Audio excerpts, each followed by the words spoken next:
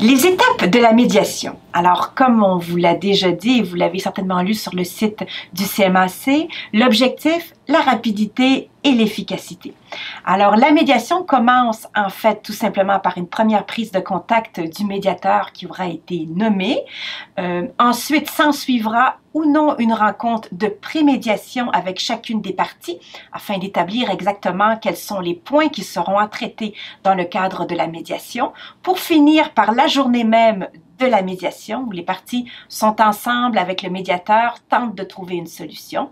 Journée qui aboutira, nous l'espérons, vers une entente qui se prendra donc le jour même de la tenue de cette rencontre et qui fera l'objet, soit la journée même, soit le lendemain ou le surlendemain, d'une entente de confirmation écrite de la solution qui a été trouvée par les parties. Un processus donc simple et excessivement rapide.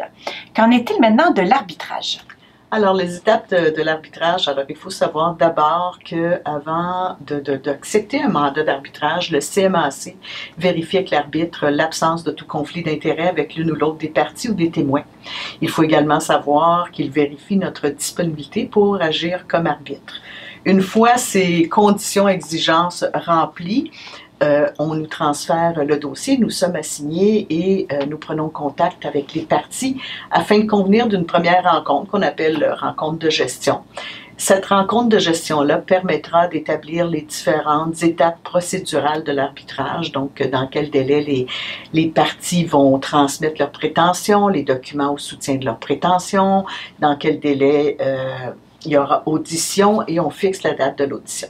Habituellement, il y a deux rencontres préparatoires de gestion qu'on appelle avant l'audition proprement dite. Évidemment, ça dépend toujours de la teneur du mandat qui est confié et de l'ampleur, en fait, des questions à résoudre.